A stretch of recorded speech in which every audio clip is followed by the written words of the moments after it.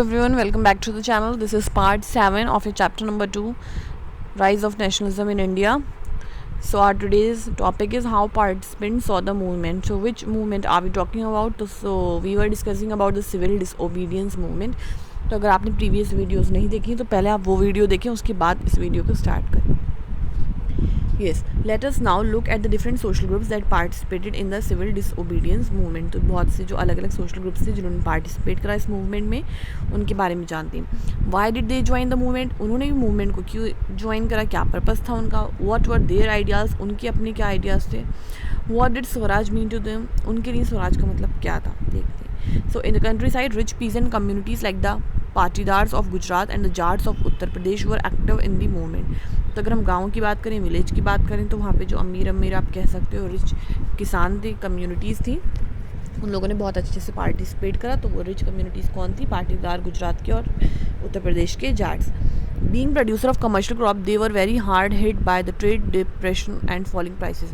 क्योंकि वो commercial crops produce करते थे बहुत लार्ज नंबर पे, पर जब डिप्रेशन आया, जब इकोनॉमिक डिप्रेशन आया और पैसे गिरने लगे तो उनको बहुत ज़्यादा नुकसान हुआ. As there cash income disappeared, जो उनकी कैश इनकम थी वो तो बिल्कुल गायब होने लगी, ख़त्म होने लगी. They found it impossible to pay the government's revenue demand. अब उनको ये भी नामुमकिन लगने लगा कि कैसे जो है वो कर्जा अदा करेंगे सरकार का. And the refusal of the government to reduce the revenue demand led to widespread resentment. और गवर्नमेंट ने भी जो कर्जा है उसे कम करने से, रेवेन्यू को, कर को यानी टैक्स को कम करने से मना कर दिया, जिससे जो है सब जगह जो है लोगों के बीच क्या हो गया, गुस्सा फैल गया. These rich peasants became enthusiastic supporters of the civil disobedience movement. तो ये जितने भी बड़े किसान थे तो ये सिविल डिसओबीडियंस को सपोर्ट करने लगे. ऑर्गेनाइजिंग देयर कम्युनिटीज़, उन्होंने अपनी कम्युनिटीज़ को ऑर्गेनाइज करा. And at time forcing reluctant members to participate in the boycott programme. और जो भी बड़े बड़े मेंबर्स थे उन सबको फोर्स करा कि वो भी जो है इस बॉयकॉट प्रोग्राम में पार्टिसिपेट करें. For them the fight for Swaraj was a struggle against high revenues. क्योंकि उनके लिए स्वराज क्या था कि स्वराज के लिए लड़ना है, मतलब आप हाई रेवेन्यूज़ के लिए लड़ रहे हो, क्योंकि उनकी सबसे बड़ी परेशानी हाई रेवेन्यू थी. तो हाई रेवेन्यू वाला जो उनका मामला था वो भी ठीक हो सकता था. तो इसीलिए उन्होंने जो है इस चीज़ को सपोर्ट करा. उनका हमारे लिए स्वराज क्या है कि जब हमारे रेवेन्यू कम हो जाएंगे तो हमें स्वराज मिल जाएगा. But they were deeply disappointed when the movement was called off in 1931. पर जब ये मूवमेंट 1931 में कॉल ऑफ कर दिया गया, रोक दिया गया, तब उनको बहुत ज़्यादा दुख हुआ. Without the revenue rates being revise, क्योंकि तब तक रेवेन्यू रेट रिवाइज नहीं हुए थे, यानी उनका काम हो नहीं पाया था और जो मूवमेंट था वो रुक गया था. So when the movement was restarted in 1932, many of them refuse to participate. तो जब दोबारा से स्टार्ट हुआ ये मूवमेंट तो बहुत से लोगों ने उसमें पार्टिसिपेट करने से मना कर दिया. The poorer peasantry were not just interested in the lowering of the revenue demand. Many of them were small tenants cultivating land they had rented from landlords. जो गरीब किसान थे तो ठीक है, वो इस चीज़ में तो इंटरेस्ट था नहीं उनका कि भाई रेवेन्यू की जो डिमांड है वो कम हो जाए. पर क्योंकि उनमें से बहुत से लोग जो थे वो किराए पे ज़मीन लेकर के, आप कह सकते हो, उस पर कल्टीवेशन करते थे और ज़मींदारों से वो रेंट पे लेते थे उस ज़मीन. As the depression continued and cash income dwindled. अब जैसे कि डिप्रेशन जो था, इकोनॉमिक डिप्रेशन, मंदी का दौर, वो तो चल ही रहा था और कैश इनकम जो थी वो बिल्कुल ख़त्म हो रही थी लोगों की. तो जो छोटे किसान थे या किराएदार आप कह सकते हो, जो किराए पे ज़मीन लेके काम करते हैं, found it difficult to pay the rent. तो उनको मुश्किल पड़ रही थी कि अब वो अपना किराया कैसे देंगे. They wanted the unpaid rent to the landlord to remitted. तो वो चाहते थे जो उनका रेंट पे नहीं हो पाया तो जो ज़मींदार है वो उसको कम करे उनके किराए को. They join a variety of radical movements. उन्होंने भी बहुत से रेडिकल मूवमेंट्स जो थे वो ज्वाइन करे. Often led by socialist in communities, क्योंकि डिफरेंट मूवमेंट्स सोशल और कम्युनिस्ट जो है वो लेड कर रहे थे. apprehensive of raising issues that might upset the rich peasants and landlords. ठीक है, तो जो इश्यूज़ थे जो कि अपसेट कर रहे थे बहुत से अमीर किसानों को या बड़े किसानों को या ज़मींदारों को, the Congress was unwilling to support no rent campaign in most places. But Congress ने छोटे जो किसान थे उनका साथ नहीं दिया. तो वो तैयार नहीं थे इस नो रेंट वाली चीज़ को सपोर्ट करने के लिए. So the relationship between the poor pheasant and the Congress remain uncertain. तो फिर रिलेशनशिप जो थी वो अच्छी नहीं हो पाई गरीब किसानों और कांग्रेस के बीच में.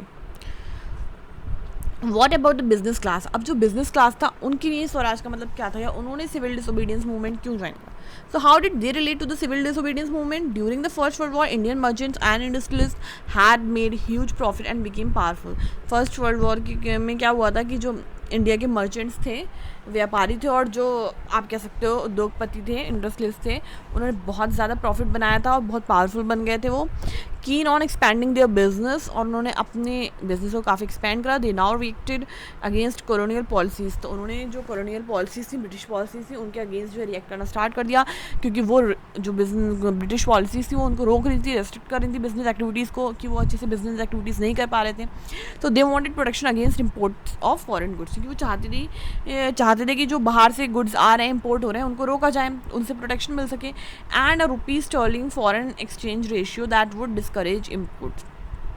ठीक है, तो बेसिकली इम्पोर्ट्स को रोकना चाहते थे, डिस्करेज करना चाहते थे. To organise business interest they form the Indian industrialist and commercial Congress in 1920. तो उन्होंने बिजनेस इंटरेस्ट के लिए को ऑर्गेनाइज करने के लिए एक वो बनाई, आप कह सकते हो कांग्रेस या कमीशन, जिसका नाम था Indian industrial and Congress commission 1920 में. उसके बाद federation of the Indian chamber of commerce and industries बनाई गई 1927 में, जिसे FICCI बोलते हैं. Led by prominent industries like Purushottam Thakurdas and GD Birla. तो इन लोगों ने इसको लेड करा. The industries attacked colonial control over the Indian economy and supported the civil disobedience movement. तो उनका मकसद क्या था कि कॉलोनियल कंट्रोल जो है, ब्रिटिश का जो कंट्रोल है, उसको हटाया जाए इंडियन इकोनॉमी के ऊपर से, इसलिए उन्होंने सिविल डिसोबीडियंस मूवमेंट का साथ दिया जब ये फर्स्ट लॉन्च हुआ. They give final assistance and refuse to buy और सेल इम्पोर्टेड गुड्स. तो उन्होंने फाइनल असिस्टेंस भी दिया और उन्होंने कहा हम बाहर से इम्पोर्टेड गुड्स को ना खरीदेंगे ना बेचेंगे. Most businessman came to see swaraj as a time when colonial restriction on business would no longer exist and trade and industry would flourish without constraints. ठीक है, तो बहुत से बिजनेसमैन जो थे उन्हें ऐसा लग रहा था कि स्वराज उन्हें तब मिलेगा जब पूरी तरीके से ब्रिटिश के जो रेस्ट्रिक्शन है बिज़नेस के ऊपर से वो हट जाएंगे और लोग फ्री होकर ट्रेड कर सकते हैं जहाँ वो करना चाहते हैं. तो यही स्वराज का मतलब था उनके लिए. But after the failure of the round table conference business groups were no longer uniformly enthusiastic.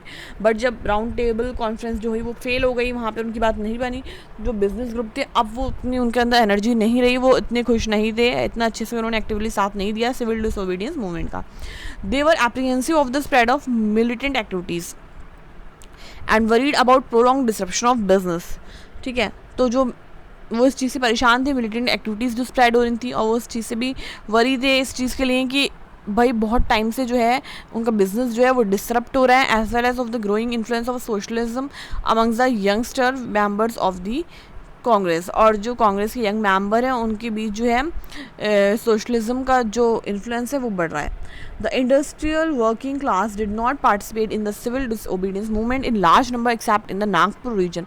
तो भाई जो इंडस्ट्रियल वर्किंग क्लास था, ठीक है, ये इंडस्ट्रियलिस्ट की बात नहीं हो रही है, जो काम करते हैं इंडस्ट्री में उनकी बात हो रही है, उन्होंने सिविल डिसोबीडियंस में ज़्यादा अच्छे से पार्टिसिपेट नहीं करा, सिवाय नागपुर में थोड़ा लोग एक्टिव थे जो इंडस्ट्रियल वर्कर थे. As the industrialist came closer to the Congress workers stayed aloof. क्योंकि जब इंडस्ट्रियलिस्ट करीब आ रहे थे कांग्रेस के तो वर्कर्स दूर जा रहे थे. But in spite of that some workers did participate in the civil disobedience movement. पर इसके बावजूद भी कुछ वर्कर्स ने पार्टिसिपेट करा.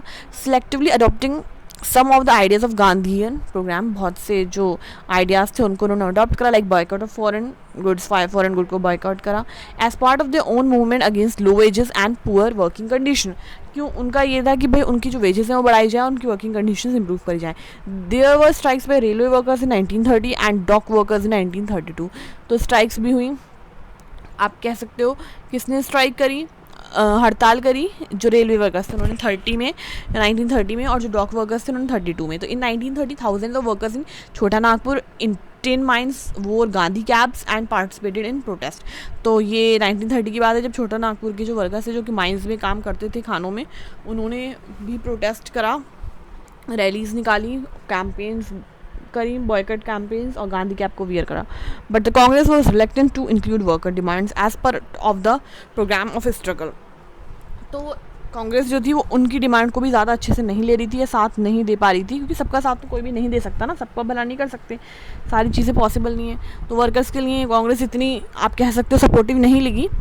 It felt that this would एलिनेट industrialist and divide the anti imperial forces, क्योंकि उनको लग रहा था कि अगर वो वर्कर का साथ देंगे तो इंडस्ट्रियलिस्ट जो है वो मूवमेंट से दूर हट जाएंगे, उनको ये चीज़ अच्छी नहीं लगेगी और फिर से डिवीजन हो जाएगा। और फ़ायदा उनके लिए किसका साथ देने में था? इंडस्ट्रियलिस्ट का, क्योंकि पैसा कौन देता? वो इंडस्ट्रियलिस्ट देता है, क्योंकि कैंपेन और मूवमेंट्स करने के लिए पैसा भी तो चाहिए, वर्कर्स तो पैसा नहीं दे सकते थे। Another important feature of the civil disobedience movement was the large scale participation of women.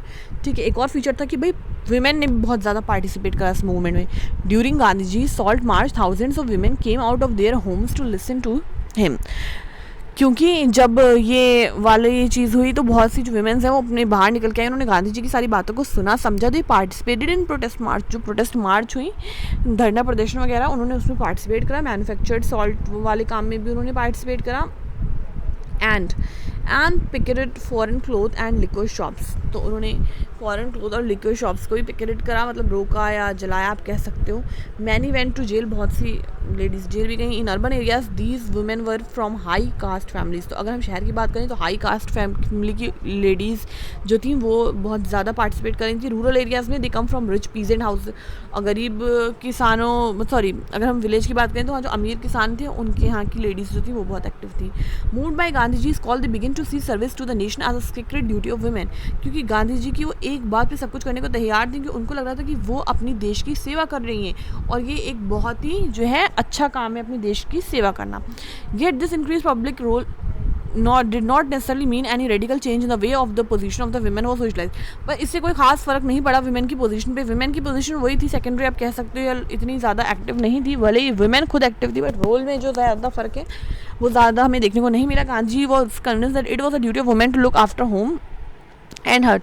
Gandhi ji इस बात से पूरी तरीके से सहमत थे कि औरत जो है उसको सिर्फ घर और चूल्हा ही देखना ही, be good mothers and good wives, बस अच्छी माँ बनना है और अच्छी पत्नी बनना है। And for a long time the Congress was reluctant to allow women to hold any position, तो इसलिए बहुत टाइम तक कांग्रेस ने वुमेन को कोई पोजीशन तक नहीं दी of authority within the organisation. It was keen only on this symbolic presence, बस एक नाम था कि वुमेन पार्टिसिपेट कर रही हैं, पर वुमेन को कोई इतना आप कह सकते हो अहमियत नहीं दी जा रही थी, उनको इतनी इंपॉर्टेंस मिल नहीं रही थी। तो आज का टॉपिक मैं इतना ही रखूँगी। नेक्स्ट क्लास में हम टॉपिक करेंगे the limits of civil disobedience movement. तो अगर आपको यहाँ तक समझ आया है so don't forget to hit the like button, also subscribe to the channel if you haven't already, and I will meet you in the next video. Till then take care, bye bye students.